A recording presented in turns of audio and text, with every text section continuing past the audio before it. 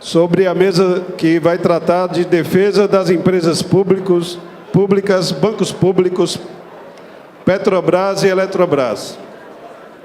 Gostaria de convidar, então, Antônio José Alves Júnior, professor associado do Departamento de Ciências Econômicas da Universidade Federal Rural do Rio de Janeiro.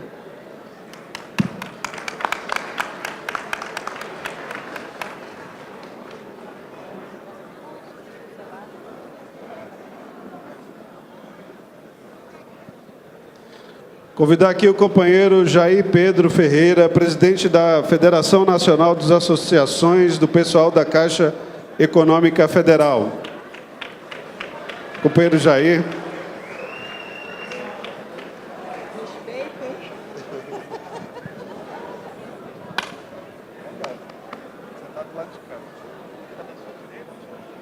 Não, mas eu fico à sua esquerda.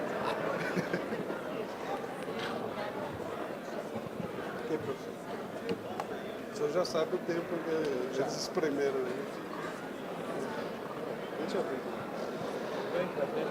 aí. Convidar o companheiro Fabiano Félix, conselheiro de administração, representante dos funcionários do Banco do Brasil.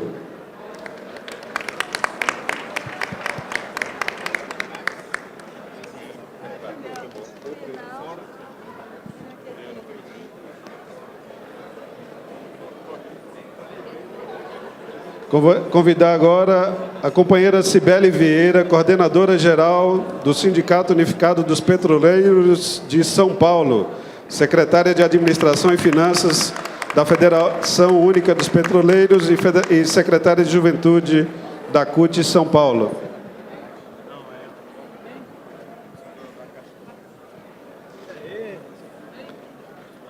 E último componente da mesa, o companheiro Esteliano Pereira Gomes Neto, secretário de Administração e Finanças do Sindicato dos Trabalhadores Energéticos do Estado de São Paulo, Sinergia CUT, companheiro Esteliano.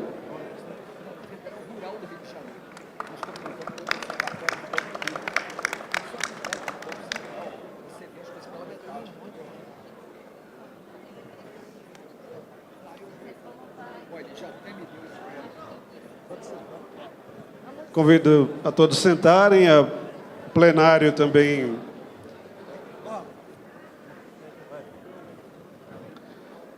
Companheirada, essa mesa que trata da defesa das empresas públicas trata também de uma questão importante para nosso Estado brasileiro. O pessoal pede, a plateia está pedindo aí um pouco de silêncio para que a gente possa iniciar os debates e que a gente consiga ter um bom entendimento do que está transitando aqui nas nossas falas. Então, a gente trata de soberania nacional, simplesmente isso que a gente está tratando, né? Porque é algo que está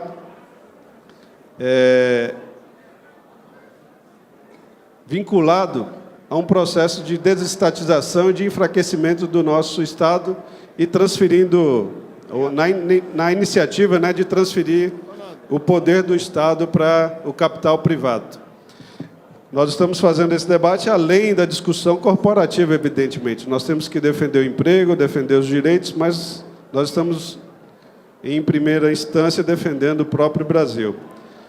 Então, eu gostaria aqui de passar para a companheira Eliana para fazer a saudação e depois a gente faz o encaminhamento dos palestrantes. Boa tarde a todas e a todos. É um prazer muito grande estar na nossa 20ª conferência.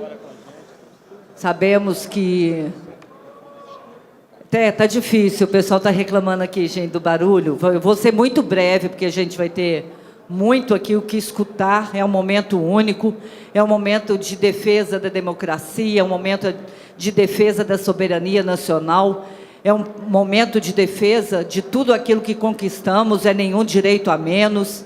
Então, vou ser muito breve, saudar todos os companheiros e companheiras. E, infelizmente, eu já escutei, inclusive de dirigentes, alguma coisa assim: eu já sei, tudo eu sei. Para que formação? Riquíssima, onde eu acho que cada minuto é um minuto de aprendizado. Obrigada. Obrigado, Eliana. Então, vou passar aqui para o professor Antônio José Alves Júnior. Ele terá 15 minutos para fazer a sua exposição.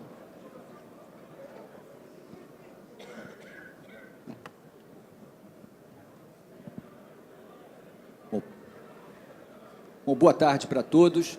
Eu vou, evidentemente, iniciar agradecendo o convite, que é uma grande oportunidade para participar desse debate quente sobre soberania brasileira.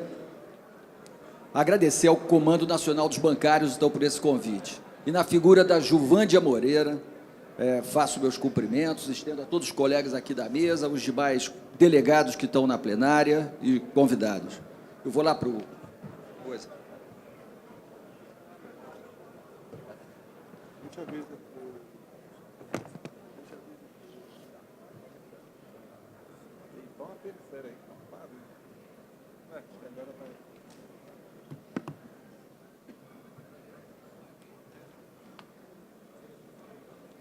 No ano passado, eu tive a oportunidade, juntamente com o professor João Sixu, em elaborar uma cartilha sobre bancos públicos, que circulou amplamente, uma cartilha com uma linguagem acessível, para tratar de um tema tão caro para a organização da economia brasileira e da sociedade brasileira.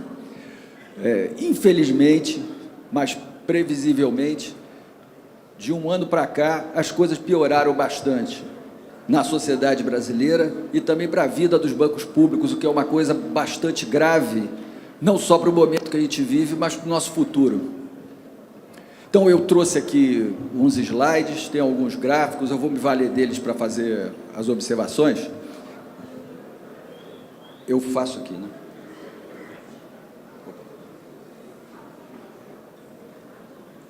Consegui tirar.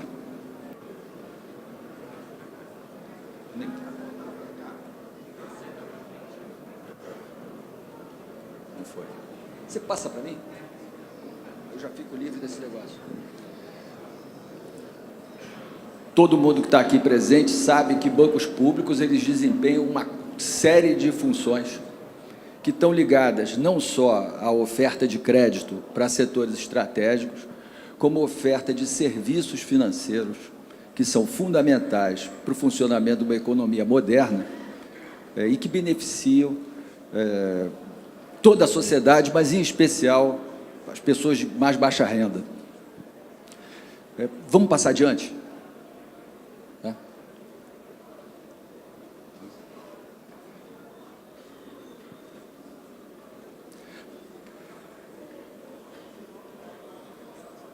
Bancos públicos foram criados no Brasil com algumas funções. O próprio Banco do Brasil, ele se mistura um pouco com a origem de autoridade monetária, então, para a regulação do sistema financeiro, como já foi um instrumento importante de política monetária.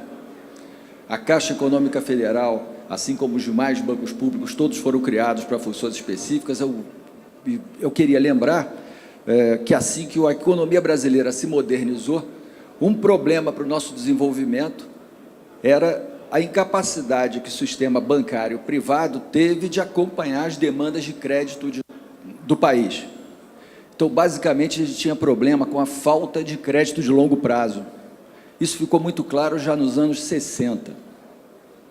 Já se vão lá os investimentos, especialmente os de maior porte, como de infraestrutura, o investimento em inovação, os investimentos que têm um risco bastante alto, como na agricultura, eles dependem de financiamento de longo prazo e muitas vezes envolvendo atividades arriscadas. Como é normal em atividade empresarial e dada a história que tem a economia brasileira, o nosso sistema bancário privado entra nessas atividades, mas com um pé muito atrás. Ele entra marginalmente nessas atividades. Cabe aos públicos ofertar esse financiamento de longo prazo em condições favoráveis para que a gente tenha a possibilidade de desenvolver infraestrutura, indústria, habitação popular, financiamento do agronegócio, mas também da agricultura familiar. Então, com todas as dificuldades que a economia brasileira transita hoje em dia, a gente não pode pensar num quadro em que o sistema de bancos públicos seja simplesmente desmontado para apostar na possibilidade de que o mercado, naturalmente, faça a provisão das necessidades de financiamento que o país vai precisar assim que retomar o crescimento. Vamos lá. Eu queria também fazer uma provocação, dizendo o seguinte: os bancos públicos, eles desempenham um papel fundamental na organização de toda a economia do país e da sociedade brasileira, e com impactos para a sociedade brasileira. Mas bancos públicos podem fazer muita coisa, mas não podem fazer tudo. Então, quando a gente pensa no papel dos bancos públicos, a gente tem que ligar também ao fato de que os bancos públicos fazem parte de um conjunto de políticas econômicas. E a política econômica que está em curso hoje não é uma política de recuperação, não é uma política de... Muita gente tem tentado denominar essa política de formas mais precisas, tentar compreender o que se passa. Mas, normalmente, eu, quando começo a observar as políticas do governo Temer, eu não consigo... O professor Pedro tinha dito aqui que, quando ele fica muito enfurecido, ele recorre à teoria. Eu achei muito interessante que funcione assim para ele, pois para mim funciona de um modo completamente diverso. Quanto mais eu entendo, mais enfurecido eu fico com o tipo de política que está sendo colocada em curso. Porque, no nosso caso, as políticas não só não são de recuperação, mas como elas contêm vários elementos destrutivos. E no que se refere a bancos públicos, eu não consigo mencionar um fato, nada que tenha acontecido no governo Temer, que a gente possa dizer, olha, essa medida aqui foi importante, essa medida aqui, ela dá um futuro para essas instituições. Ao contrário, todas as medidas vão no sentido não só do ajuste dos bancos públicos, mas como da sua destruição, se não total, parcial. A impressão que dá é que é para dificultar o próximo governo, que é para dificultar a possibilidade de se utilizar bancos públicos como se pôde utilizar no período Lula e Dilma. Eu vou, então, me limitar a apresentar uns poucos dados, que eu acho que vocês vão concordar que eles indicam que, de fato, os nossos bancos públicos estão sendo devastados e utilizados no pior dos sentidos para estimular o crescimento novamente. Vamos lá?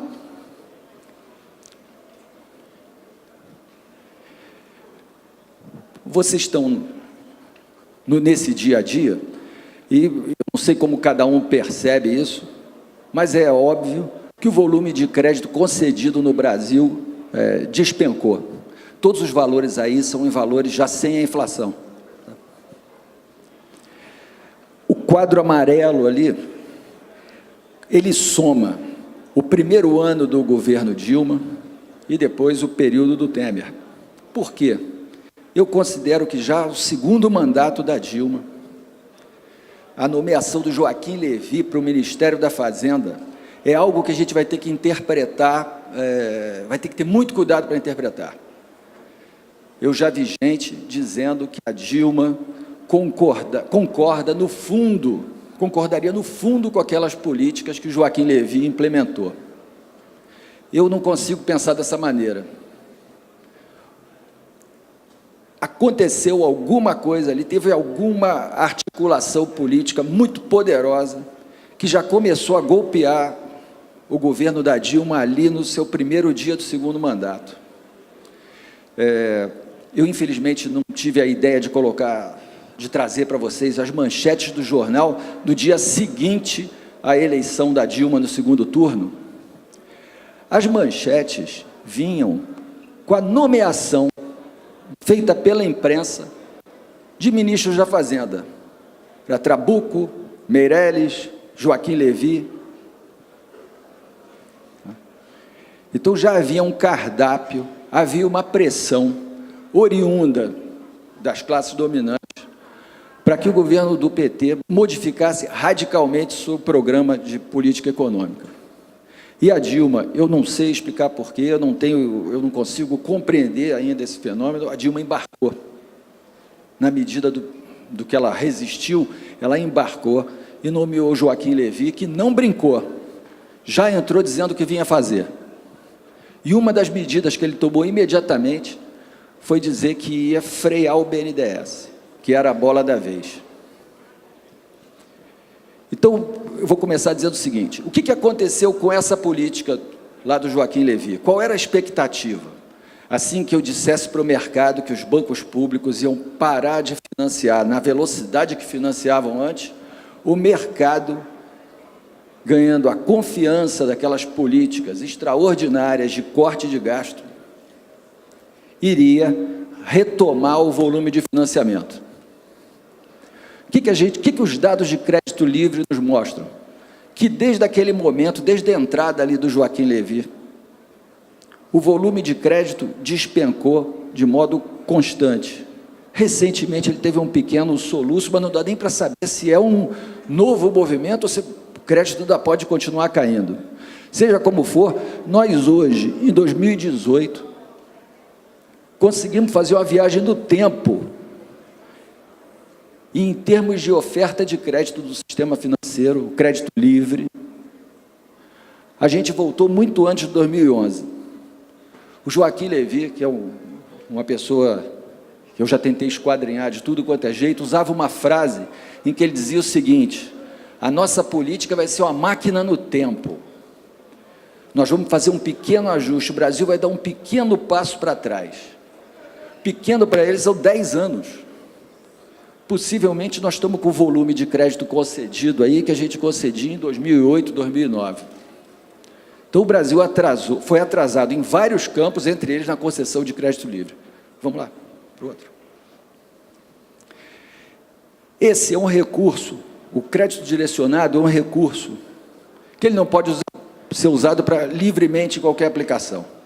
São recursos que são vinculados e têm que ser aplicados em atividades específicas, com taxas de juros, em geral, reguladas. O que o Joaquim Levy fez e que o Temer deu continuidade? Ele cortou também o crédito direcionado. Então, ele inovou em termos de política econômica. Porque o que a gente fez naquela época da crise? Quando veio a crise, o sistema bancário privado, como é natural, empresarial, recuou e cortou o volume de financiamento. O que os bancos públicos fizeram? Os bancos públicos ampliaram o volume de crédito. Ao fazer isso, indiretamente, os bancos públicos, é o que eu tenho 5, indiretamente, os bancos públicos, ao criar esse volume de crédito, acabaram ajudando os bancos privados. De que forma? Impediram que houvesse uma crise de crédito, uma crise de inadimplência, ajudaram várias empresas a se refinanciar, facilitando a vida dos bancos privados que eram credores, impediu que a economia fosse paralisada, permitiu que a economia brasileira continuasse crescendo e fez com que o país passasse por esse período. O que o Joaquim Levy faz? Ele desativa o sistema de bancos públicos, não é desativar completamente, mas ele amortece o funcionamento dos bancos públicos, exatamente no momento que os bancos privados também estão cortando o crédito. Como é que a economia cresceu em 2015? Menos 3,6%, 2016, menos 3,4%. Não continua caindo porque a economia não cai o tempo todo. Mas batemos num fundo do poço e dele a gente se arrasta para sair com um desemprego enorme, né, uma situação de muito desalento. Vamos adiante. Agora eu tenho que correr um pouco. Passa outro aí. Passa outro. É. E o que mais que foi feito? Veja que política estranha. De 2015 para frente, o crédito caindo, a economia entrando em crise, as taxas de juros no mercado privado subindo. Aquelas azuis ali são taxas reguladas pelo mercado privado, mesmo que sejam praticadas por bancos públicos. E o governo aumentou as taxas de juros do crédito direcionado. O azul, o eixo está para cá, o laranja está para lá. Tá? Então, o crédito direcionado também foi encarecido. O caso do BNDES, que ficou muito conhecido, que foi a substituição da TJLP pela TLP, transforma uma taxa, que era uma taxa definida politicamente, numa taxa definida pelo mercado, num momento que não se sabe direito como o mercado vai reagir. Alguém há um mês atrás poderia dizer assim, mas que pessimismo, alguém hoje, lendo os jornais, vendo o que está acontecendo com o dólar, o que está acontecendo com o mercado, eu acho que pode começar a esperar uma levantada das taxas de juros brevemente.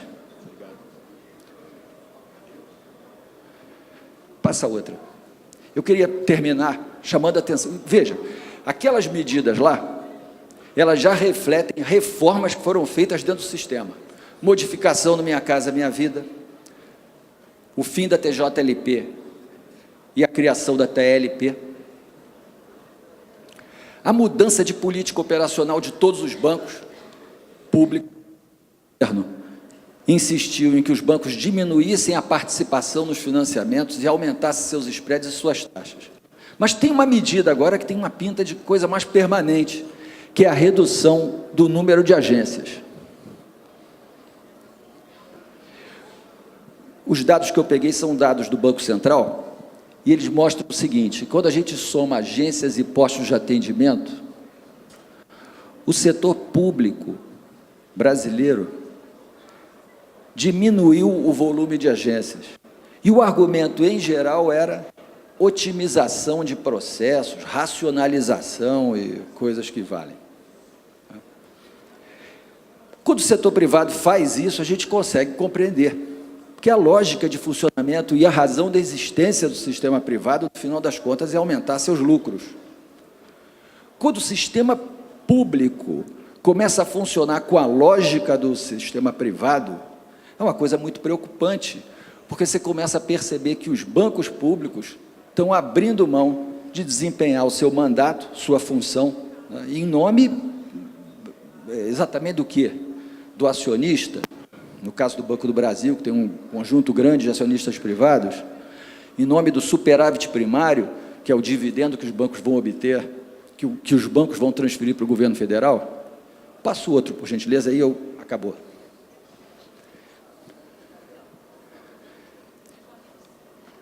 Olha que coisa curiosa, né? Assim, o Banco do Brasil, em termos de redução de agências, ele se aproximou do perfil do Itaú. Ele teve uma política agressiva da redução de número de agências e postos de atendimento. A Caixa Econômica Federal, de modo mais tímido, talvez por ser mais resistente, talvez porque as ações da Caixa ainda não estejam no mercado, a taxa conseguiu manter um pouco mais o seu número de agências.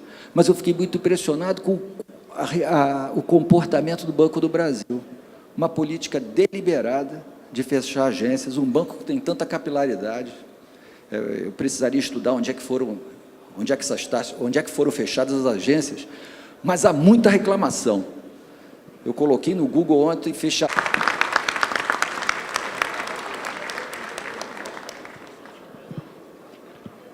Obrigado, professor Antônio. Vou passar imediatamente aqui para o companheiro Jair Pedro Ferreira, presidente da Federação Nacional das Associações do Pessoal da Caixa Econômica Federal.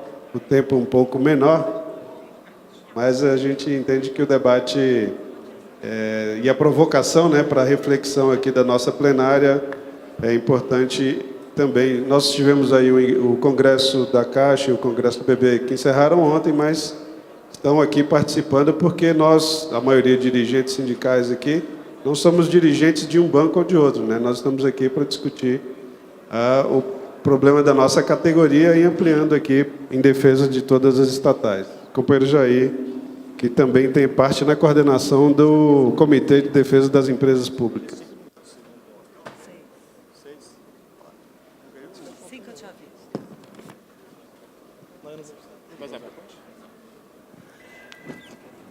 Pessoal, bom dia. Como o Betão não almoçou ainda, então é bom dia, né, Betão? Queria agradecer o convite, Eduardo, e cumprimentar toda a mesa, a pessoa da minha companheira Eliana Brasil, colega da Caixa também, cumprimentar todos os participantes e delegados da nossa 20ª conferência. Nós estamos vivendo, eu acho que o debate que nós fizemos na parte da manhã nos ajuda muito a compreender diversas coisas. Agora, o que está na nossa frente são os ataques e o golpe.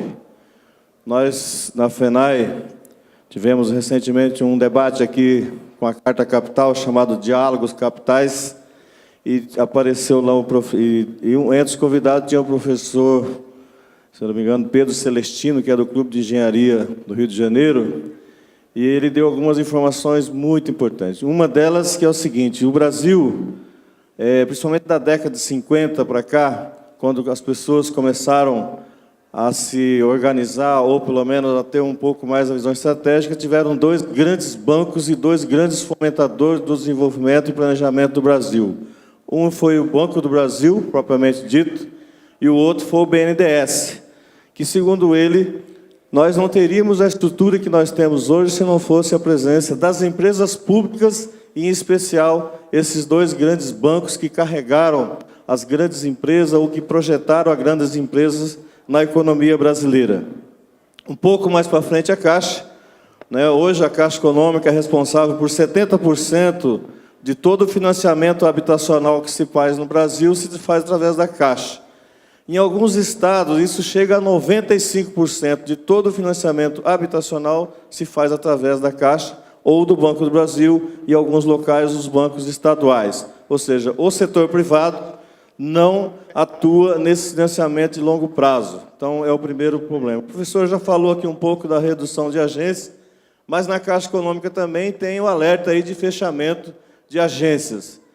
Nós, durante o governo Lula, a Caixa tinha, em 2003, 2.080 agências, chegamos aí próximo de 4.000 entre agências e os postos de atendimento, e agora ela vai começar a fechar. De 2014 para cá, nós dobrou o número de trabalhadores. De 2003, nós éramos 53 mil concursados, chegamos a 101 mil empregados em 2014, só que hoje nós já somos 87 mil, ou seja, em 2 anos, em 3 anos, já diminuíram dentro da Caixa Econômica 17 mil postos de trabalho. Então, esses já são os ataques, viu, professor? Ou seja, começa a diminuir também na Caixa, embora ela tenha mantido ali, com toda a briga, com tudo aquilo que se faz, e talvez na briga de governo aí, em algum momento, a presença dela e de inauguração de Minha Casa Minha Vida também pode ter ajudado a não, e às vezes a resistência nossa, o movimento sindical, juntamente com a Contraf e os sindicatos, permite também a fazer esse debate, mas a estratégia que está colocada, principalmente no Conselho de Administração, é do enfraquecimento da Caixa e transformar ela numa SA. E aqui tem que fazer um registro importante, que foi quando a criação da Lei das Estatais, que começou num projeto de lei chamado 555, está aqui minha amiga Cibele, que acompanhou bastante esse projeto, e outros aqui que estão na mesa, e tantos outros dos colegas das empresas estatais, que virou a Lei 13.303, e que o objetivo deles era transformar todas as estatais numa SA e colocar ações em bolsa. E nós conseguimos, com muita briga, não permitir que isso ocorresse. Inclusive, a Embrapa, que é uma grande empresa brasileira, e tantas outras, o próprio BNDES e a Caixa Econômica. Mas agora o golpe aparece através das alterações no Conselho de Administração, ou seja, o governo continua insistindo em transformar a Caixa numa SA. Ao fazer isso, nós voltamos de novo nós vamos entrar também na regra do rentismo. Então, esse é um grande debate para a gente fazer e não permitir que se façam, que se transformem essas empresas, que se transformem, no caso específico da Caixa, também no mais um banco que vai viver para a renda.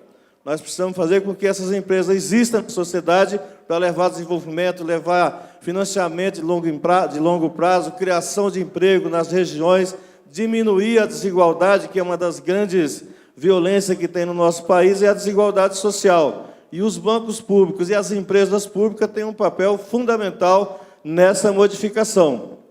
Ok? Nós ainda temos dos bancos públicos, estou vendo aqui meu amigo do Banco do Brasil vai deixar um pouco, mas nós ainda temos 5 bancos estaduais. Nós temos o Banco do Estado do Pará, Banco de Sergipe, Banco do Espírito Santo, Banco de Brasília e o Banrisul, do Rio Grande do Sul. Isso foi o que sobrou da década de 90, que nós, a maioria dos estados, e vocês sabem disso, tinha os bancos estaduais. São Paulo tinha Banespa, Minas, Benge, Rio de Janeiro, Banerj, e eu já vou concluir. Certo, Mariana? Dizer para vocês, eu acho que a campanha salarial vão ter diversos temas, mas era importante que cada trabalhador e cada trabalhadora, e aqui queria fazer um convite especial aos bancários da Caixa, de que nós temos que entrar na campanha, entrar no debate, não só nas nossas cláusulas econômicas, que são importantíssimas, mas de que tipo de país nós vamos querer após a eleição. Ou a gente participa, vote nos nossos candidatos, trabalhadores e trabalhadoras que se propõem a ser candidato, e faça uma reflexão importante sobre a eleição presidencial. Por quê? A ficar o modelo que está aí, nós somos candidatos a seres extintos ou diminuídos e vai perder, na nossa avaliação, a sociedade brasileira. Eu acho que sem a presença das empresas públicas, sem a presença dos bancos públicos, que têm a responsabilidade de levar financiamento de longo prazo, nós teremos uma sociedade pior do que a gente tem hoje. Então, essas seriam aqui algumas contribuições para que nós façamos esses debates e que nós tenhamos aí uma grande campanha salarial, que vai ser a primeira aí, depois de um período mais calmo da luta de classe. É isso que nos espera e é isso que nós, enquanto bancários e bancárias, precisamos ter muito claro o que é que está em jogo. O que está em jogo é a destruição do Estado, é a diminuição do estado de bem-estar social, que nós não podemos permitir. Então, um grande abraço, estamos aí à disposição. Obrigado. Obrigado, companheiro Jair, parabéns pela exposição. Vamos passar imediatamente para o companheiro Fabiano Félix, conselheiro de administração, representante dos funcionários do Banco do Brasil.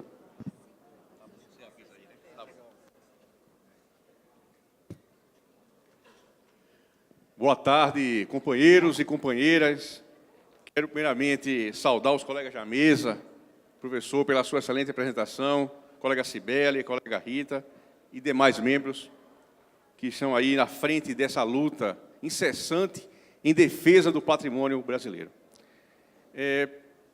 O professor colocou aqui elementos importantíssimos que nos faz refletir sobre o desmanche que vem sendo aí executado como política de Estado frente ao patrimônio brasileiro, especialmente no ataque sistêmico às estatais. E os bancos públicos, evidentemente, não estão de fora dessa grande roda de destruição, que onde passa não deixa nada, apenas cinzas. Mas, para otimizar aqui o tempo, já fui advertido pela mesa, temos 5 minutos e temos que cumprir, obrigatoriamente, assim como o Jair cumpriu. Aqueles que se propõem pensar criticamente, primeiramente, tem que se desarmar de qualquer grilhão. O professor, como acadêmico, sabe que quem se predispõe a pensar deve-se, intelectualmente, se desarmar para enfrentar o assunto que seja. Então, eu quero fazer aqui uma reflexão sobre o papel, que foi muito bem colocado pelos companheiros que me antecederam, o papel que o governo Lula, sabiamente, utilizou os bancos públicos como instrumento de política de desenvolvimento. E os dados mostram que essa política foi exitosa. Mas, infelizmente, o diálogo com o corpo funcional destas empresas, infelizmente, não teve o mesmo nível de êxito. Se você analisar hoje o staff das estatais do Banco do Brasil e da Caixa Econômica, em pouco se diferencia do que nós tínhamos no governo Dilma. E isso nos remete a uma provocação. de que não basta apenas discutir as estratégias da empresa nas suas esferas internas de governança. Tudo isso se torna efêmero se você não envolve o corpo funcional, se você não envolve a massa de trabalhadores que executam dia a dia dessas empresas. Porque com todo o êxito que houve no Banco do Brasil, na política de distribuição de crédito com juros racionais, no aumento, né, do crédito direcionado ao fomento da economia, com os lucros que o Banco do Brasil conseguiu e suas implicações na política de remuneração, quer por meio de salário efetivamente, quer seja por meio de PLR. Isso não foi suficiente para que no momento em que nós estávamos no fronte, lutando contra o golpe que estava sendo orquestrado com toda a massa da mídia, encaminhando a população para que caminhássemos para uma terra arrasada, nós encontramos colegas do Banco do Brasil, da Caixa Econômica, da Petrobras, dos Correios, perfilados com os golpistas, defendendo a queda do governo Dilma.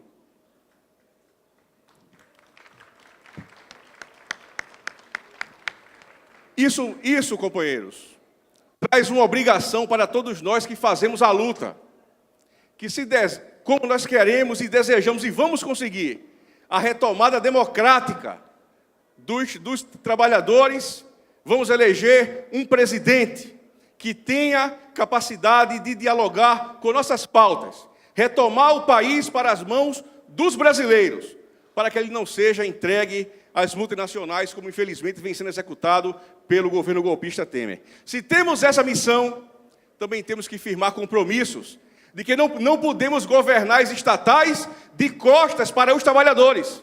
E aqui eu não falo em aceitar as pautas sindicais de campanhas salariais, estou falando muito além disso. Significa em radicalizar democraticamente o enfrentamento com essa burocracia que está instalada nas estatais brasileiras. Que sucumbem os colegas, é como se você tivesse, né, fazendo uma analogia, é como se um escravo açoitasse o próprio escravo. Esses colegas são bombardeados, no caso do Banco do Brasil especificamente, são bombardeados constantemente por uma onda ideológica de formação capitaneada pela atual gestão de pessoas do Banco do Brasil. E isso nós temos que enfrentar, e isso requer um enfrentamento da cultura de uma empresa que não se muda de uma hora para outra. Então, companheiros, em linhas gerais, nós entendemos que o eixo principal da retomada significa quebrar o paradigma. E, particularmente, entendo que a quebra desse paradigma está consubstanciado na tese de que uma empresa, quer seja estatal, quer seja pura, quer seja de economia mista, ela só é exitosa se ela, no final de cada período, de cada exercício, apresentar um lucro econômico. Nós sabemos que o lucro econômico ele é muito importante, mas nós devemos trabalhar na seara de que não só de lucro econômico vivem as estatais. Nós temos que buscar efetivamente o lucro dos resultados sociais e erguer essa bandeira como política de gestão de pessoas para o envolvimento dos trabalhadores, que são a força motriz dessas empresas. Eu vou aqui finalizar, mais uma vez, agradecer a todos vocês pelo nível dos debates que foram aqui colocados, parabenizar a todos, e tenho certeza que essa campanha, como é um chavão nosso, dizer que sempre vai ser difícil, mas essa campanha, eu não tenho dúvidas, que ela vai demarcar um antes e um depois. E nós saímos, com toda certeza, com esse espírito de luta que nos é particular, que nos é peculiar, nós sairemos vencedores nessa batalha em defesa do povo brasileiro, em defesa da democracia. Um grande abraço e muito obrigado a todos. Obrigado, Fabiano. Excelente debate apresentado aqui com relação à gestão dessas empresas, em especial aos trabalhadores, mesmo sendo impedido de fazer o debate interno, né? Mas continua fazendo o debate aqui junto à nossa base. Eu queria chamar a Cibele Vieira, coordenadora-geral do Sindicato Unificado dos Petroleiros de São Paulo, secretária de Administração e Finanças da FUP e secretária de Juventude da CUT, para fazer a próxima exposição. Ela terá 15 minutos. E antes dela fazer isso, eu queria que todos nós saudássemos, né, a greve dos petroleiros aí, que foi altamente reprimida pelo governo, mas foi vitoriosa.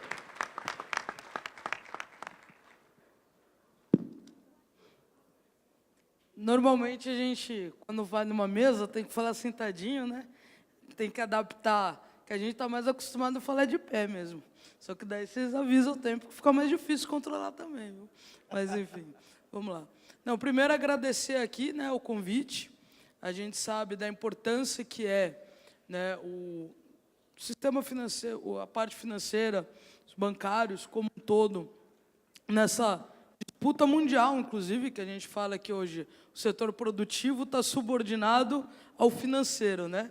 Então, eu sou do setor produtivo. E se a gente não conversar os trabalhadores, entender essa nova dinâmica, a gente não vai conseguir enfrentar ainda mais o que está por vir pela dita Revolução 4.0, enfim, que a gente sabe que está mundialmente indo para cima da classe trabalhadora, retirando os direitos. Tanto que a reforma trabalhista, ela não é só aqui no Brasil. Mas, para falar da Petrobras, a importância da empresa como estatal, e daí queria apontar algumas coisas que foram colocadas aqui, né? A questão de se a Caixa virasse SA, enfim, muita coisa que a gente está passando hoje é porque a Petrobras é uma SA e não uma empresa 100% estatal, né? Muitos dos questionamentos que estão colocados hoje é um pouco por isso. Porque, às vezes, a gente acha que, não, manter a maior parte das ações já é o suficiente. É lógico que é melhor, né, do que ser privado. Agora, sim, o ideal é ser 100% pública. Mas a gente chega lá. Agora, e no caso da Petrobras, é uma empresa que nasceu fruto de mobilização popular, né?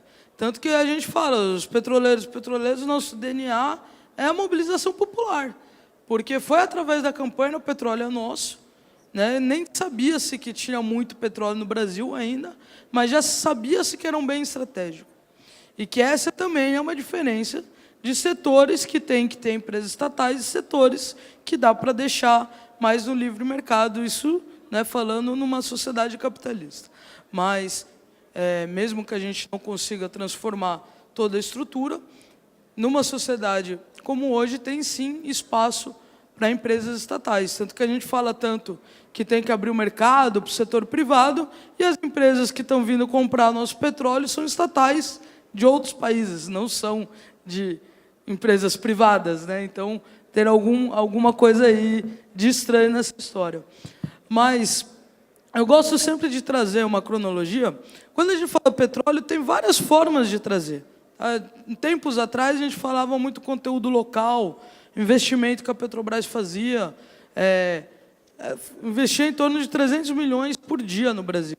Era muita coisa, era 13% do nacional, acho que de investimento, na verdade, chegou a ser quase 20% dos investimentos feitos no Brasil, passavam pela Petrobras. Então, não à toa que eles tiveram que barrar a Petrobras antes de conseguir fazer o golpe, tá? Porque eles tinham que criar esse clima, né? Só que também dá para você falar do petróleo através de educação, da saúde, destinação dos royalties, do fundo soberano, que não é só os royalties, é parte do lucro, sempre importante frisar isso. Dá para você falar do petróleo através da geopolítica, né? Dá para você colocar uma série de fatores. Eu hoje aqui vou tentar trazer um pouco mais o assunto da vez, que é o preço dos combustíveis. E daí a gente vem fazendo a denúncia do que está por trás dessa política de preço da Petrobras e por que a gente entrou em greve agora e, né, o calendário que a gente já tinha, inclusive, antes. Mas, para a gente entender isso, tem essa cronologia que sempre é bom colocar para mostrar a disputa que está colocada. Quando a gente fala que tem interesse internacional no nosso petróleo, tem gente que ainda não acredita. Mesmo agora a gente escuta falar, não, a Dilma falava tanto, Lula falava tanto petróleo, que a gente ia ser autossuficiente com o pré-sal, e olha aí.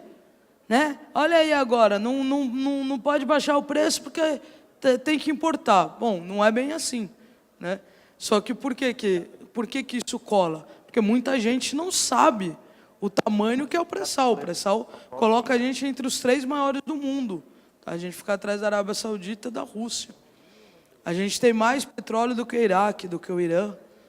Quando você fala que tem disputa do petróleo nesses países, ninguém duvida. Mas a gente não acredita que tem no nosso. Então a gente precisa colocar mais da metade da produção nacional já é do pré-sal.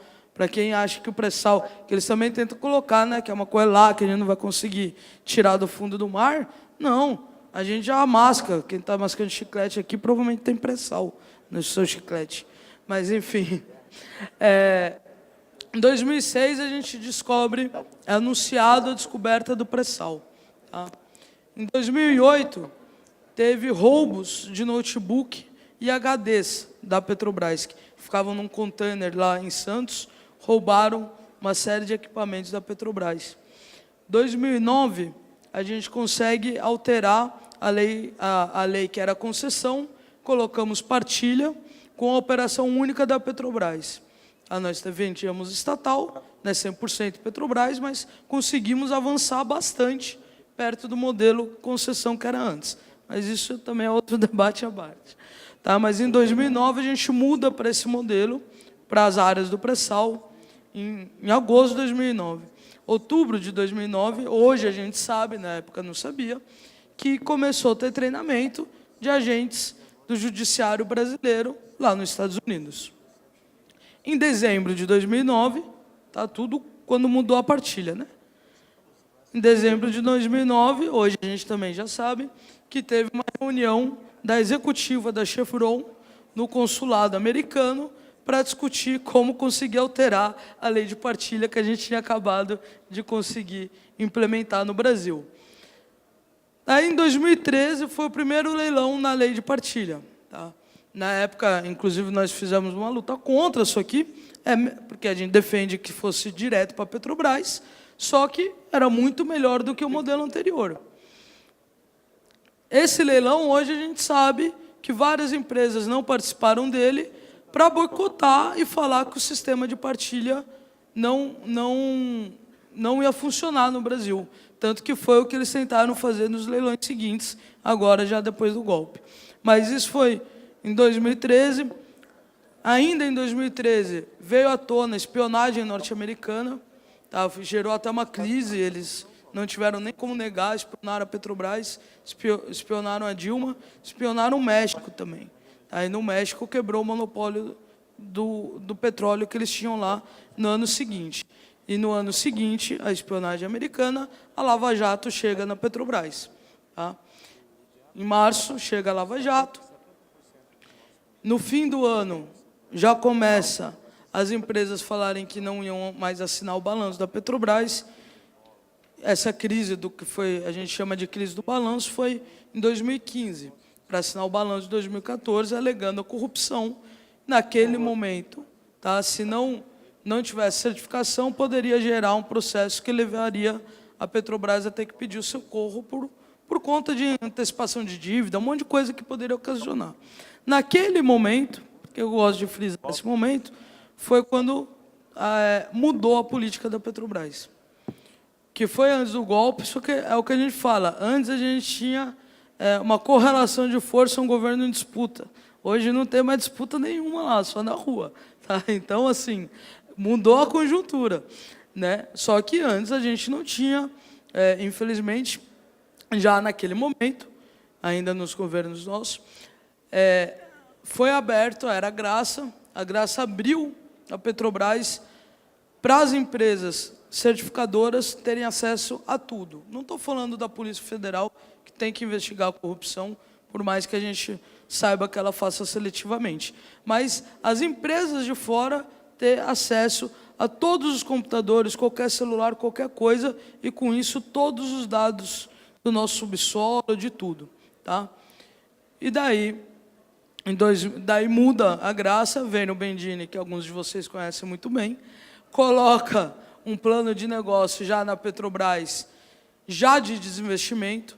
A empresa que tinha previsão de crescer, dobrar quase a sua produção, coloca o pé no freio, fala, ó, não vou mais aumentar minha produção e exploração de barril, coloca o pé no freio também nas obras das refinarias.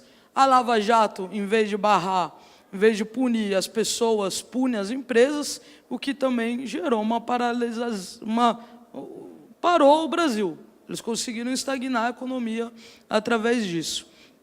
Daí depois, né, caminhou para o golpe, daí eu queria falar, lógico, todo mundo sabe a dificuldade que é conversar com os trabalhadores e trabalhadoras, essa avalanche que o pessoal tem, né, com a mídia todo dia massacrando, ainda mais a gente, os petroleiros, fica aquele duto vazando dinheiro, né?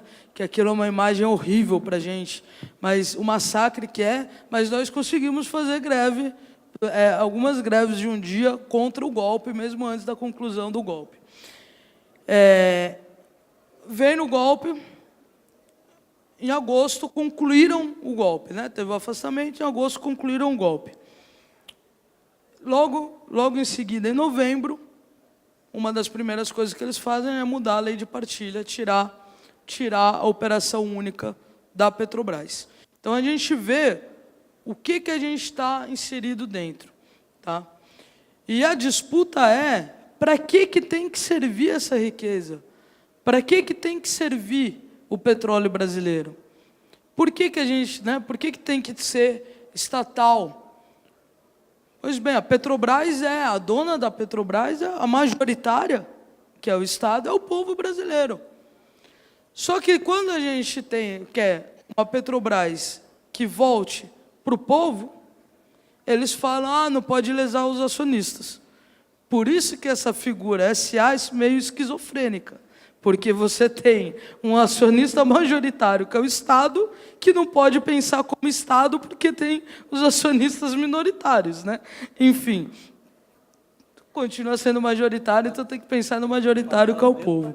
Agora, o que foi acontecendo nesse processo? Eles querem, na verdade, privatizar a Petrobras como um todo.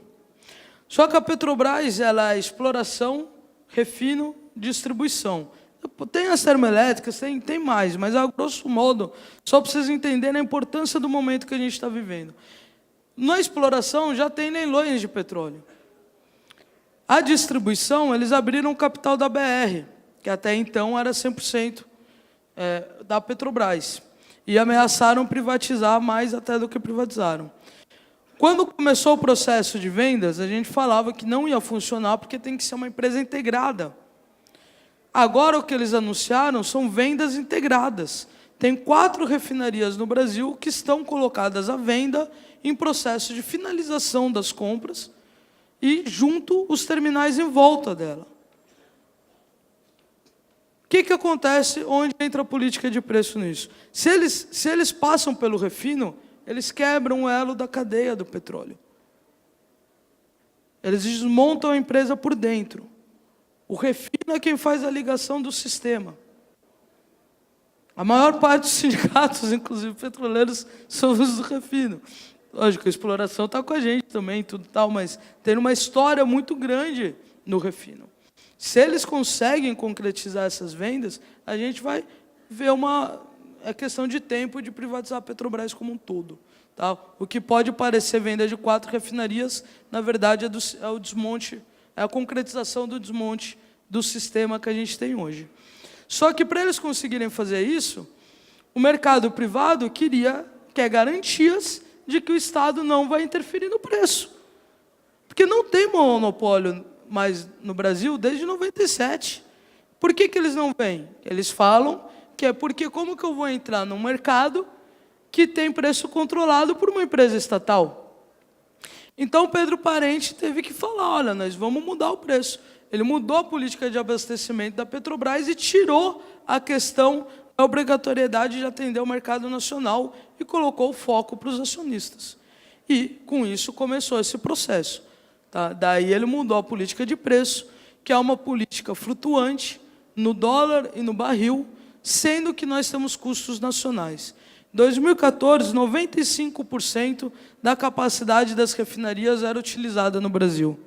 Em 2018, a gente está com esse número de 67%. Ou seja, 33% da nossa capacidade de produção não está sendo usado. Enquanto antes a gente tinha um plano de expansão do refino, com a construção do Comperj, a finalização da Abreu e Lima, né? Em Sergipe Alagoas ia ser construída a Premiums também. Agora a gente não está usando nem o que a gente consegue produzir, que a gente já tem as unidades e já tem os trabalhadores lá. Paralelo a essa redução da utilização das nossas refinarias, eles aumentaram o preço dos derivados no Brasil para além do internacional, que eles falam que está atrelado ao internacional. Eles colocaram acima. Isso tem relatórios oficiais, vocês colocam no Google, no Ministério da Energia, um relatório mensal, tá? De derivados do petróleo. Qualquer um tem acesso a isso. Por que eles fizeram isso? Para as empresas entrarem no mercado nacional, tá? Elas não vêm com instalações, mas aumentou, acho que mais de 100 empresas que são cadastradas para poder importar derivados no Brasil, trazer derivados de fora para cá, e daí eles se sentirem confortáveis para comprar as refinarias. É a garantia que o Estado não ia intervir. Isso que está por trás dessa política de preço maluca. Porque nem para quem defende livre concorrência faz sentido um negócio desse. Reajuste diário. Nos Estados Unidos não tem isso, entendeu? Nos outros lugares não tem isso. Não é assim, você tem que segurar um pouco o preço das coisas, sabe? Não pode ser desse jeito, falta de previsibilidade nenhuma. Agora aqui, é o que a gente fala, é um auto boicote. Porque faz sentido, mesmo para quem defende concorrência, faz sentido a empresa se auto-boicotar para trazer os seus concorrentes para dentro? Que empresa que faz isso? A gente fala que é igual trazer o Burger King para gerir o McDonald's, que é esse cara que saiu do CA da Petrobras agora, trabalhava na Shell, 27 anos trabalhando na Shell, Pedro Parente trouxe ele para dentro. É o que o Pedro Parente era, gente. O que você acha que ele renunciou? Que ele não aguentou a bronca porque não tem explicação. Não tem explicação isso que estava acontecendo, a não ser interesses escusos de desmontar a empresa. Só que ele não pode colocar isso. Por isso que, inclusive, a gente está protocolando, já deu uma entrada no pedido de CPI sobre a política de preço da Petrobras. Porque não é à toa que essas coisas estão acontecendo. Daí, para concluir, nós já tínhamos aprovado uma greve, tá, por tempo indeterminado, com os eixos preço de combustível, fim das importações, retomada das cargas das refinarias e fim do desmonte da Petrobras. Nós tínhamos aprovado isso e veio a greve dos caminhoneiros. Só que a gente ia tirar a data da nossa greve semana que vem, continua tendo uma reunião nacional no dia 12. Tá? Semana que vem a gente está, todo mundo lá em Curitiba, vão dar bom dia para o Lula também, e definir os próximos passos. Quando vem a greve dos caminhoneiros, fica uma certa esquizofrenia, se é lockout, não é, enfim. A gente olhou, olha, independente se ou não é, eles estão com a nossa pauta e a gente não pode deixar, é nossa obrigação dos petroleiros denunciar o que está acontecendo. E a gente conseguiu, enxergamos naquele momento, uma possibilidade de colocar essa denúncia que a gente já vinha tentando fazer, não tinha espaço na mídia, né? E trouxemos a pauta da política de preço. Fomos conversar com os caminhoneiros nos piquetes dele, Brasil afora, para explicar para eles isso, que não adianta tirar do PIS/COFINS, não adianta o Estado passar para as empresas. Tem uma empresa chinesa que já está pedindo subsídio também para segurar o diesel dela. Né? Porque se paga para a Petrobras, na livre concorrência, por que não vai pagar para as privadas? Então não dá para ser assim.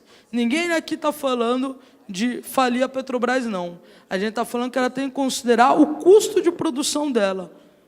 O custo de produção dela é em torno de 30% menor do que trazer de fora.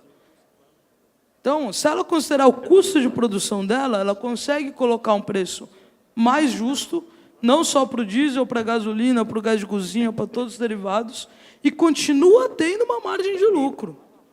O que não dá é querer maximizar o lucro desse jeito, atrelado afora, eu não ganho em dólar, os petroleiros ganham em dólar.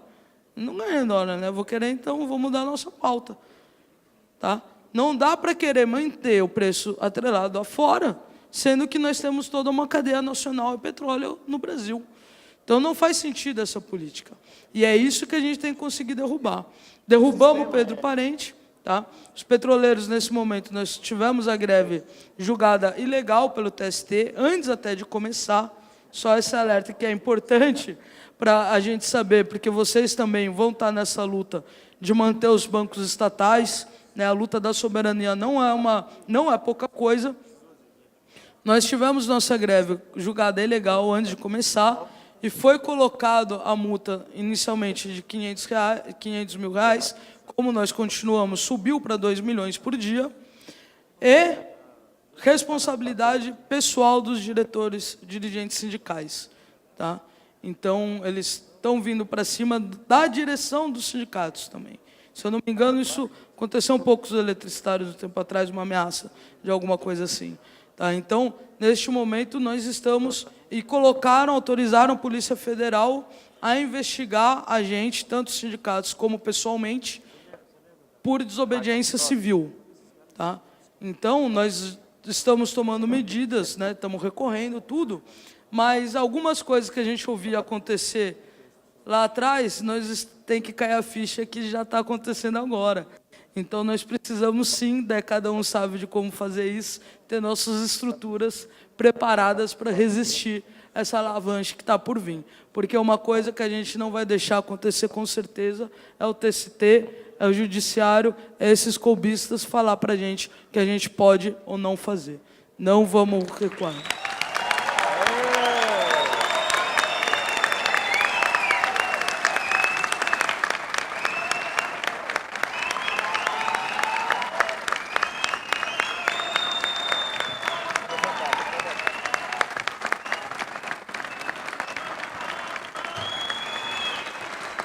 A gente tem um grito de guerra nosso, que é petroleiros, petroleiras, luta e resistência.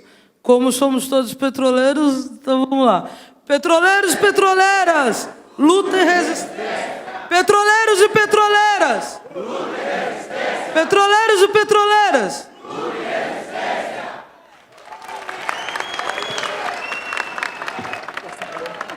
Lula livre. Parabéns, Cibele. Já que os companheiros e companheiras fizeram a luta e derrubaram o Parente, a gente também quer o Fora Michel, né? Fora Michel. Nós sabemos que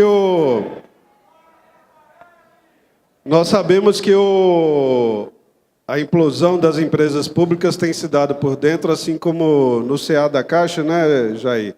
A presidente é do Itaú, a presidente do CA da Caixa é do Itaú. E vocês têm lá um discípulo do Dida, né, do ditador, que é o Ivan Monteiro, né? Então, a luta lá vai ser também bastante séria. E não menos problemático tem sido a vida dos companheiros. Então, eu vou chamar aqui Esteliano Pereira Gomes Neto, secretário de Administração e Finanças do Sindicato dos Trabalhadores Energéticos do Estado de São Paulo, Sinergia CUT.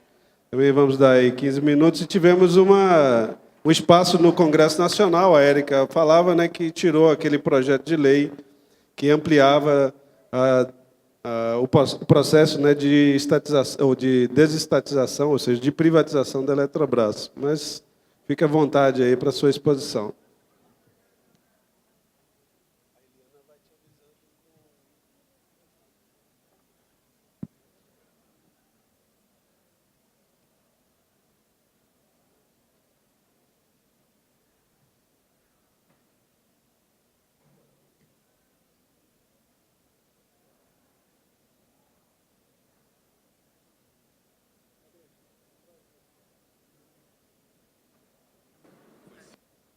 Bom dia a todos e todas. Como já a mesa me apresentou, sou Esteliano, sou trabalhador da empresa CPFL Energia, uma empresa privatizada, né? Nós estamos fazendo também a defesa agora da Eletrobras, para que não aconteça isso com a CPFL. Queria agradecer em nome do Paulo de Tarso, que é o presidente da nossa confederação, para a qual ele estava convidado aqui, né, o convite feito pela Juvândia, e para participar dessa conferência com as bancárias e bancários aqui presentes aqui. Gente, é uma avalanche de acontecimentos, né? Eu estava preparando um pouco o que a gente ia falar hoje com vocês, vai começando a pintar aquela sensação assim de nostalgia, de dor, dúvida, e ao mesmo tempo de luta, começa a acender aquela sede, aquela vontade de começar a resolver tudo num dia só, né? Talvez não é isso que eu e a Cibele, que tem participado bastante das lutas dos portões, digamos assim, né, Cibele? Aquela vontade de, numa tacada só, resolver tudo, né? Mas nós temos que também lembrar um pouco do que nós vivemos e do que nós estamos passando, né? Eu queria, se pudesse, e por favor, passar para mim, por gentileza. Né? Nós preparamos alguma coisa assim para demonstrar um pouco do que é o exemplo do Estado indutor, né, de desenvolvimento, né, um pouco estamos falando aqui, e o que era o Estado submisso ao mercado. Né? Estamos falando aqui praticamente do período Collor, que herdou tudo isso aqui da época dos militares ainda, que quer queira, quer não, naquela época havia um planejamento de desenvolvimento, né, e que a cada ano eles planejavam e colocavam 15 anos para frente, e chegaram em 90 com esse Brasil aqui, ó. Esses risquinhos aqui que estão vendo é a transmissão de energia. É onde que transmite, vai os cabos, as torres, pelo país afora. Fernando Henrique, praticamente, com a política também de mercado dele, digamos assim, neoliberal, né, só conseguiu fazer esse trechinho aqui. Esse trechinho, pode ver que aqui não tem, né? Aumentou um pouquinho a coisa aqui no Amazonas, essa diferença, né? E colocou uma potencialização aqui dentro do estado do Sul e Sudeste, né? Que são as torres de transmissão de bateias. Quer dizer que o país inteiro ficou desguarnecido e todo mundo lembra que nessa época o que aconteceu? O apagão, né? O mesmo apagão que teve recentemente o governo Dilma, mas que foram tratados de forma diferente, por causa do investimento. Faltou água, tanto aqui quanto aqui. A diferença é que as redes feitas, as torres feitas, no caso, privilegiaram, está vendo aqui todo esse espaço aqui, a área onde tinha água, e conseguiu fazer uma distribuição de energia geral para o país, que a gente não sofreu nenhum tipo de apagão naquela época. É um pouco do que foi feito com o SPE, que substituiu um pouco na questão do setor elétrico, a PPP, que é as políticas público-privada. Foi feito o quê? Uma sociedade de propósito específico para essas condições. Isso aqui é só para a gente saber, pode passar, por favor? Só para saber onde nós estamos caminhando. Né? No período Lula já, que é o que nós estamos falando, Lula e Dilma, né? Tivemos o grande programa, que é Luz para Todos, que é o papel do Estado, trazer mais de 16 milhões de brasileiros foram atendidos, não só gerando energia, não só distribuindo energia, mas também fazendo desenvolvimento nas regiões, nos interiores dos países, no interior dos estados. Né? A gente conseguimos, né, a grandes incentivos de energias alternativas, que são a grande discussão de hoje em dia, né, além da matriz nossa, que é a matriz hidráulica, movida à água. Teve, sim, privatizações e concessões, mas nós vamos ver qual foi o resultado disso. Quando a Dilma propôs aquela redução da tarifa de energia elétrica, né, e houve a redução para a indústria, 28%, para a residencial, 20%, nós percebemos que também teve o papel do Estado, a mão forte do Estado, fazendo desenvolvimento, não só através dos comércios pequenos, mas também da indústria também, que fomenta a economia.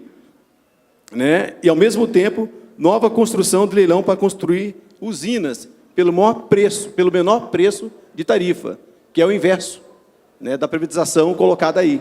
quem quisesse construir usina no país ou explorar a transmissão do país, teria que ser feito com a menor tarifa possível. E isso que causou o reboliço no mercado. A gente fala um pouco aqui, faz uma analogia com a Petrobras, é isso que traz o quê? Na hora que a gente pega o investidor ter que investir e cobrar uma tarifa menor, é lógico que eles não gostam disso.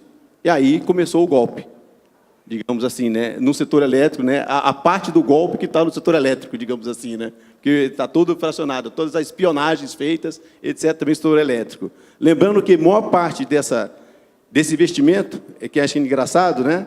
Nas transmissões foram feitas pelas empresas chinesas, que são as estatais chinesas, as comunistas chinesas, né? Que a gente fala assim, né? Que a minha bandeira não será vermelha, mas a minha energia elétrica pode ser, né? Inclusive com a bandeira vermelha na cobrança, digamos assim, né? O que aconteceu a partir dali, então? Por favor. Já está aí. Os efeitos, em resumo, né?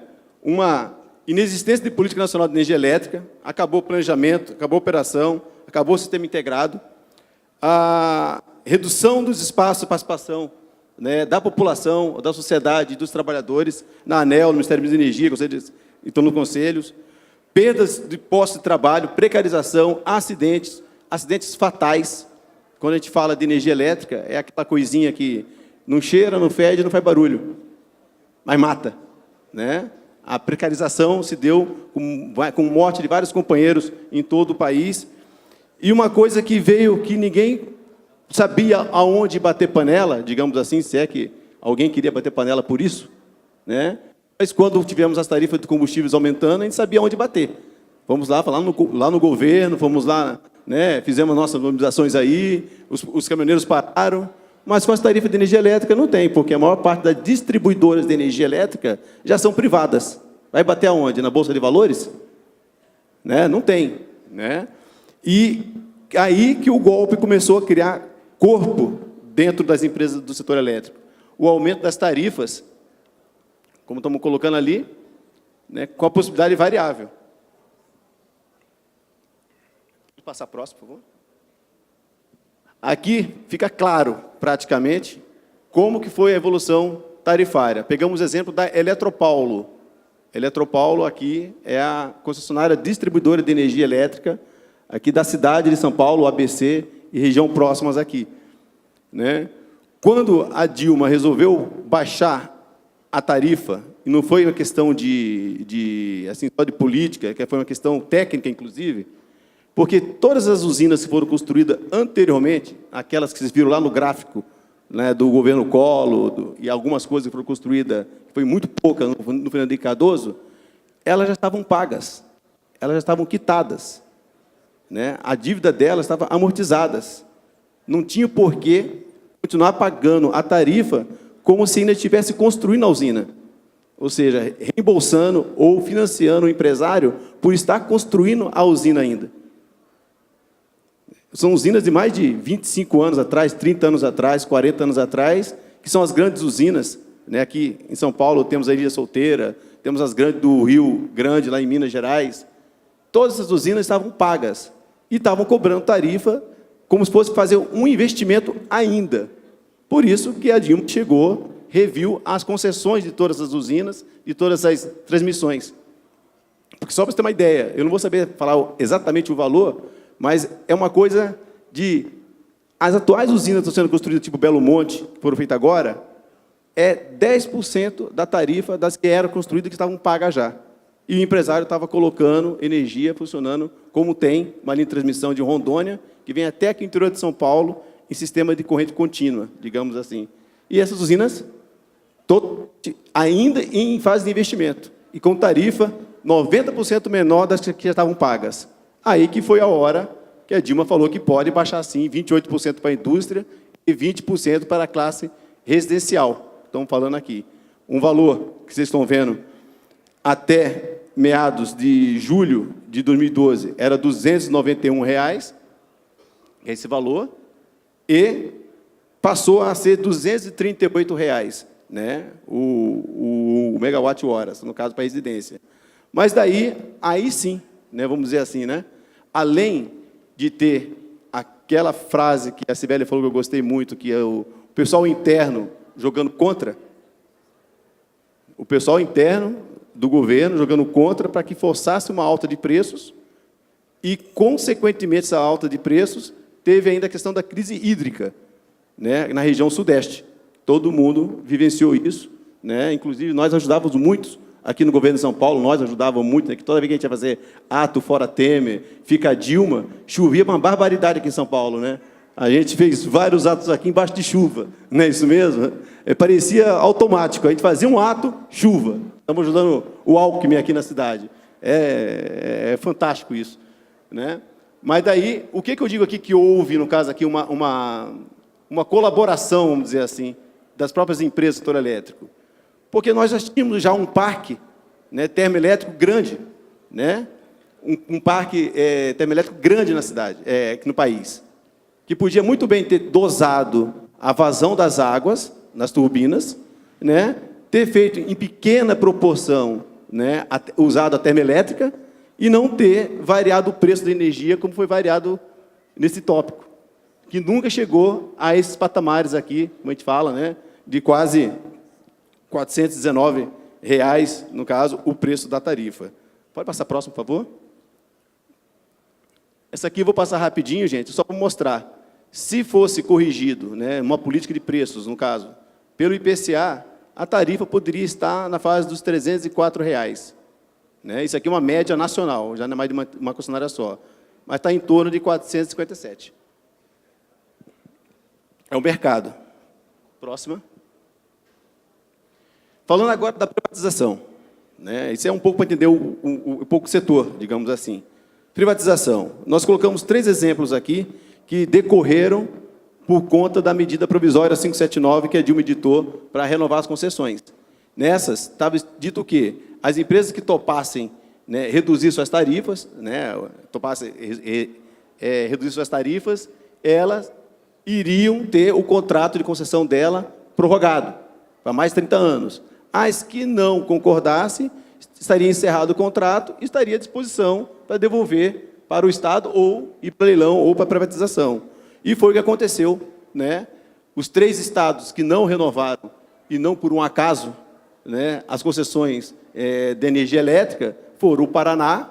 Cadê o Márcio Killer, lá do meu amigo da Copel? Está aí o Márcio, né, bancário, lá de Curitiba.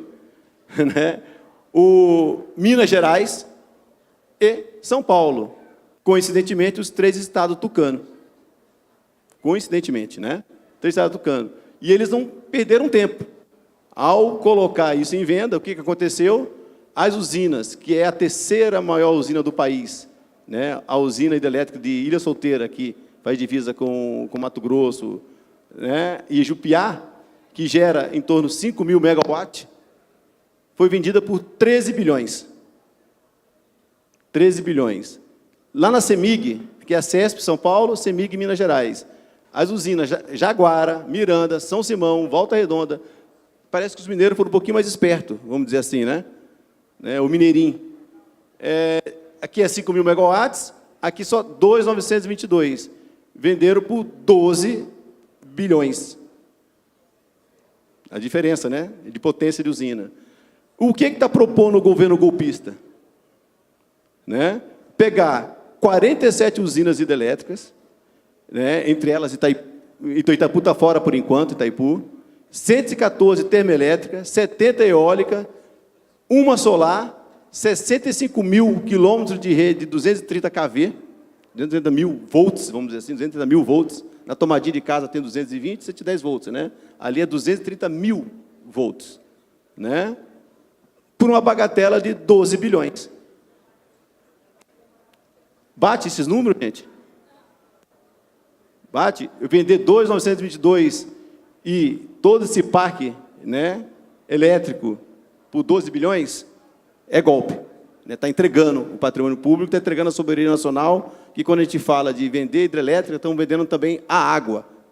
A água passa a ser de uso restrito para geração. Por isso, também, a água tem que estar em controle social, em controle do Estado. E não de uma chinesa, e não de uma americana, como tem muitos aí no caso. O que nós, para impedir essa entrega do patrimônio público, estamos fazendo? Acho que essa é a grande sacada, né, da nossa mesa aqui, né? O que nós estamos propondo, que estamos fazendo? A primeira coisa que fizemos, pode passar, por favor. Opa, desculpe, gente. Eu queria, antes de mais nada, falar quem são essas empresas, né? A Eletronorte, Chesf, Furnas, Eletronuclear, Eletrosul, Itaipu Binacional, Cepel, GTE e Eletropar. São as empresas que compõem o sistema Eletrobras. A próxima. E tem essas que foram agora motivo da última ação na Justiça, né, no TRT lá no Rio de Janeiro, que são as distribuidoras de energia, que distribuem energia direta, né, que é a do Acre, a de Alagoas, Amazonas, Piauí, Rondônia e Roraima. A próxima. O total de trabalhadores que tem no sistema Eletrobras hoje, 29.131 trabalhadores, do quadro próprio, 22.000, e terceirizados, 6.213. Esse é o tamanho da venda lá dos 12 bilhões que nós estamos falando, né, em comparação à CESB e à CEMIG. E agora sim, as ações que nós estamos fazendo para impedir essa entrega, digamos. A primeira coisa que nós fizemos foi envolver os trabalhadores nisso. Não tinha como fazer uma luta desse tamanho, né, numa empresa como a Eletrobras, sem a conscientização dos trabalhadores. É aquilo que nós falamos aqui, até na fala inicial do professor, né, na primeira mesa que teve aqui. Se nem entre nosso meio, da esquerda, tem gente que está achando que teve crime, que tem isso, aquelas coisas todas, o que dirá os nossos representados, né? Eu estava numa fala do Wagner Freitas, presidente da CUT, que ele nos relatou uma pesquisa feita dos bancários, né, que falou de sindicato, o bancário, tudo bem. Falou de política, o bancário pula fora, o trabalhador. É um pouco assim a pesquisa foi feita. É igualzinho também no sistema Eletrobras, é igualzinho na minha empresa, igualzinho por aí fora também. Mas fizemos uma discussão dentro da empresa com os trabalhadores e aprovamos com os trabalhadores a destinação de 0,5% do salário de cada um, né, para fomentar a luta contra a privatização. Com isso, nós contratamos agentes publicitários, pasmem, gente, né? O presidente da Eletrobras, que é o Wilson Pinto Ferreira Júnior, que foi presidente da minha empresa lá, minha empresa não, né, da empresa da qual eu sou trabalhador dela, CPFL, né? Ele contratou uma agência de publicidade para falar mal da própria Eletrobras, para depreciar a Petrobras, para poder fazer preço menor. Está sofrendo também uma ação na justiça da gente, através do terceiro ponto ali, que é a contratação de escritório de advocacia com expertise no setor elétrico e do Congresso. Por que do Congresso? Né? Porque é lá que se aprova as coisas, é lá que sai tudo. Ali que é o eixo, né, que faz as políticas acontecerem ou não. Se tem acordo, tem. Se não tem, não vai. Fizemos lobbies não, né, fizemos um acompanhamento permanente, né, com dirigentes em Brasília, o tempo todo, acompanhando a tramitação de projetos, medidas provisórias, referente à privatização da Eletrobras, atuação permanente com os parlamentares de todos o campo, de todos os partidos, né? Aquele deputado lá da Bahia, né, que tem o seu cantinho reservado dentro da Chesf, né, dentro da Chesf, ele está preocupado com isso aqui.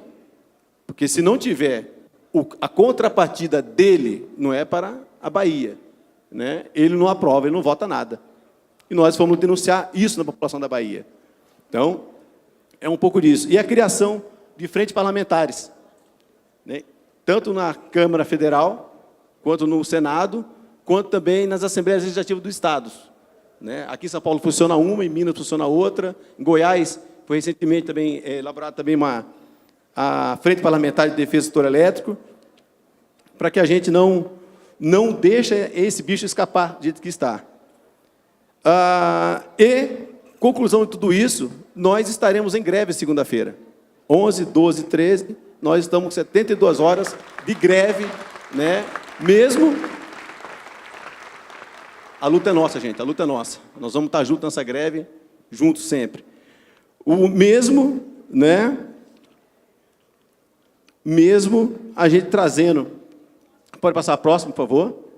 Os trabalhadores mobilizados, que foi resultados, né, que já falamos aqui da greve, população, envolvendo a população também das empresas, das localidades onde tem empresa Eletrobras, como falei aqui de Minas, da Bahia, as audiências públicas pelo país todo. E isso aqui, gente, queria destacar que no dia 5/6, uma decisão do TRT Rio de Janeiro deu uma tutela antecipada para suspendendo o processo de privatização daquelas distribuidoras. Ou seja, está parado por 90 dias qualquer processo, porque não há, na licitação da privatização, nenhum tipo de garantia, né, que estabeleça a relação de trabalho para essas empresas, se tratando de um setor estratégico de desenvolvimento e também de segurança.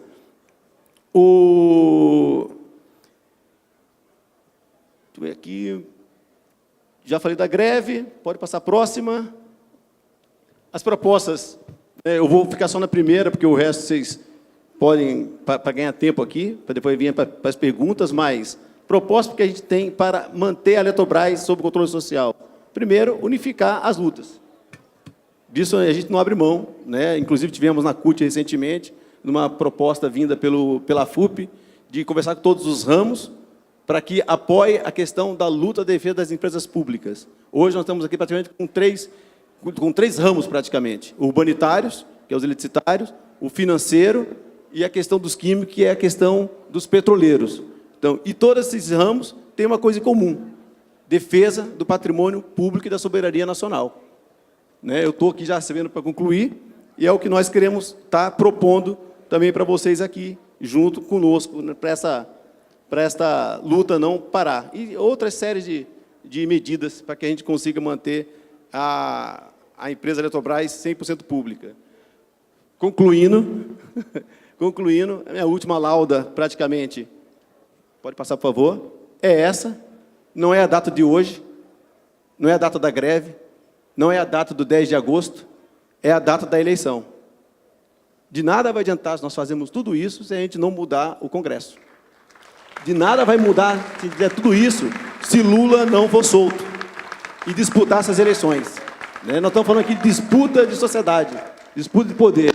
Por mais que o trabalhador doe 0,5% de salário, 1% de salário, 10% de salário, doe o salário inteiro dele para isso, vai chegar no dia 7 de outubro, nós vamos voltar à era do Collor, de 90, que foi a primeira lauda nossa. Então, gente, é Lula livre, é a volta da popular democracia para o governo, e um pouco que a gente fizer, pode passar a próxima, que eu estou encerrando já, do pouco que a gente fizer, a gente colocar tudo que nós somos, a gente muda.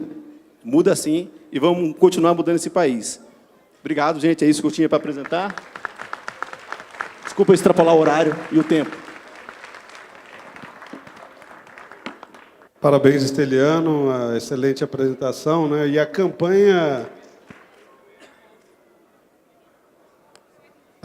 publicitária que eles fizeram realmente atingiu bastante a população, eles conseguiram sensibilizar, e os deputados ficaram com medo nesse primeiro processo, né, para que a gente pudesse ter algumas vitórias, né? Então, parabéns aí pela campanha e estamos juntos nos próximos atos. O pessoal do Correio não tem aqui hoje, mas a gente tinha feito o convite, mas os Correios entregam no dia 11 a minuta deles para o presidente dos Correios. E a gente vai acompanhar, porque eles também já marcaram para julho uma data de finalização da campanha dos Correios. Nós vamos abrir aqui o mesmo processo de intervenção com sorteio, tá? 3 mulheres e 3 homens, nós vamos fazer o sorteio. Quem tiver interesse, por favor.